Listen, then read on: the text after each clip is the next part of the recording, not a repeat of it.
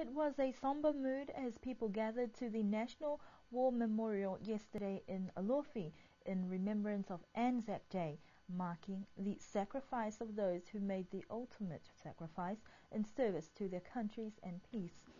The crowd sat in silence as the spirit of ANZAC Day was observed with an early morning vigil march past from the Girls and Boys Brigade and formalities from the Niue Returned Servicemen's Association as well as government representatives.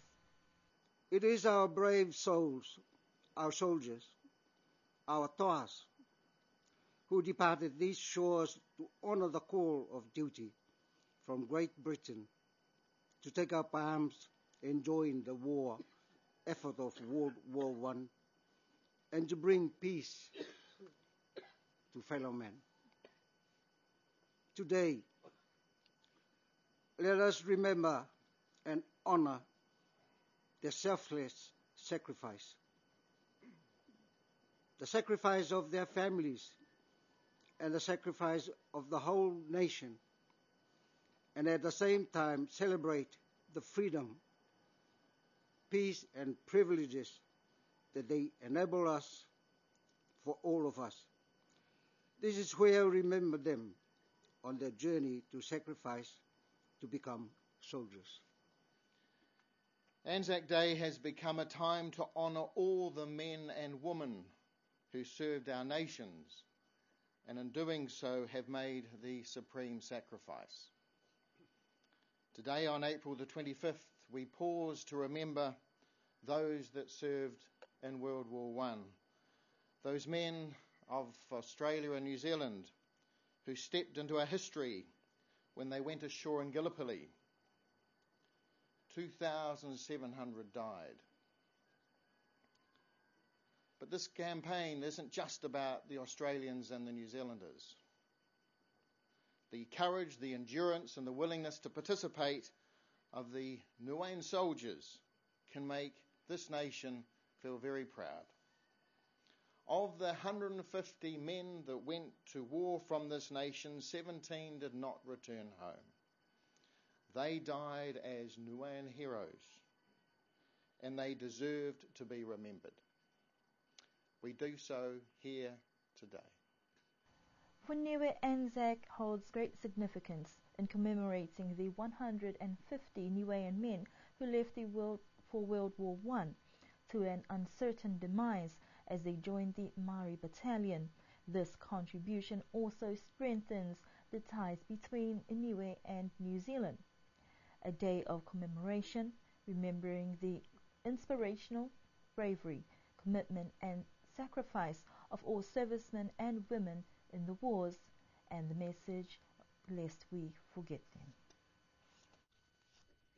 Niue Tourism is continuing its campaign to increase marketing avenues both locally and internationally by initiating a training program to improve the standard skills of the current fishing charter operators on the island in support of hosting international fishing tournaments. Last week, one of the regional marketing organizations, SPTO, or the South Pacific Tourism Organization, joined the efforts with SPC to review some interests in community-based sports fishing on the island. Mrs. Rusilla Drekin said SPTO want to reaffirm the organization's stance of assisting their members. SPTO supported Niue in the niche market. We know tourism is not really for Niue. It may be travel for the niche market, and we have supported them in terms of marketing, working together with an organization based in Australia called the Treasure of the Pacific. We support that organization in finance a little bit to help them market Niue in that field. And also we work with very closely with PTIC, Pacific Island Trade in Australia and New Zealand, supporting the small countries like Niue in terms of niche. Yes, fishing is niche, and South Pacific Tourism and SBC actually here to conduct this fishing workshop. They actually invited us or let us know that they're going to be here to help the fishermen in terms of development of the resource with the fishermen and training. So while they are helping them in terms of building up the fishing development, we're here to complement each other in terms of marketing, in terms of our future marketing. We support SBC, what they're doing, and we complement each other in that way in terms of tourism marketing. Mrs. Durkin said Niue is unique and the market will be different. Ecotours, I've seen the ecotourism would be quite good to promote for Niue. I have discovered there's a lot of attractions out there that the tourists might be interested in. The people that would like to see trekking, to go. I know snorkeling maybe not that much, but sun, sea. There's very good weather here in Niue. People will come here for the weather, and I would think niche and just to come and enjoy the beautiful weather in Niue. I think you've got everything. You are educated. You've got your place is clean, very clean, compared to some places I've seen. And just be normal and be nice, like what you're doing now. I enjoyed being around here, coming from the outside world, and the personality of people, their way of talking to us, very welcoming. I think arriving at the airport, there's entertainers there. What else we need? It's all there. Even though the market is not as big as other countries, she said, it is still a fantastic place for adventure travel. There are 17 government member countries, including Niue. Private sector members include over 200 of the major tourism operators in the region. And the women's cricket has taken another turn, in which today the Executive Council for the Women decided that the 4 teams whose games were incomplete need to return to the fields of play this Saturday. The decision by the executive is to restart all games that were incomplete on Saturday because of the rain right from the beginning. That means Alofi and Tuapa will start their game in Lakepa anew, as well as Mutalo and Hikutavake Toi combined. They will play in Baia. The Women's Cricket Council will meet with the executive this evening on the decision.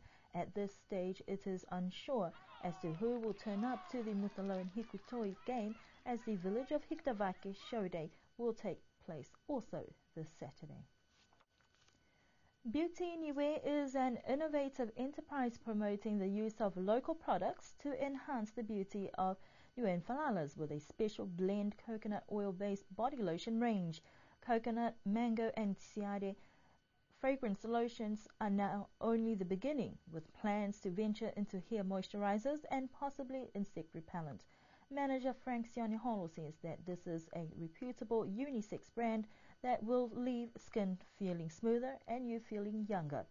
Beauty by name, beauty by nature, hitting the markets with products that have a good positive response from tourists, with no reports of any allergic reactions to the product since operations began 2 years ago. A new range of beauty care products currently sold locally at Niue Rentals, MCM and at the airport shop, with plans to expand into markets in Australia and New Zealand in future. The coconut oil is from Mutalo, but the beauty of it is that this is a product of Niue. Calm conditions at sea and a good turnout by fishermen made for good competition in the Hikutavake fishing competition last Saturday. The pre-show day event started in the early hours of the morning as fishermen ventured out to sea to catch the big one. Event organizer Ian Hipper says that the response was positive, with a lot of fishermen out on canoes, 20 in the Vaka division, 9 for reef fishing, and only 1 registered in the boat category. He said that they are grateful for all the sponsors who made the event possible, especially at short notice. Despite a reasonable catch out at sea, many were unaware of the event or competition, and only 1 person had registered in the boat category. The fishing competition ended at 1 in the afternoon while fishermen admired the catch for the day, and the organisers finalised prize winners. In the boat category, the heaviest wahoo weighed in at 26 kilos and the most catch total weight of 43 kilos. For those in the canoes, the heaviest wahoo weighed in at 11 kilos and the heaviest tuna 23 kilograms.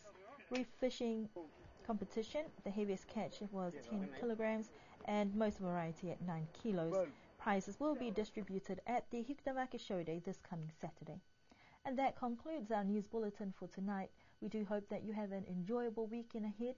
Don't forget to check out the Niue Telecom ICT project launch, which will be held at the Commercial Centre tomorrow morning, as well as the Hikitamaki Show Day on Saturday.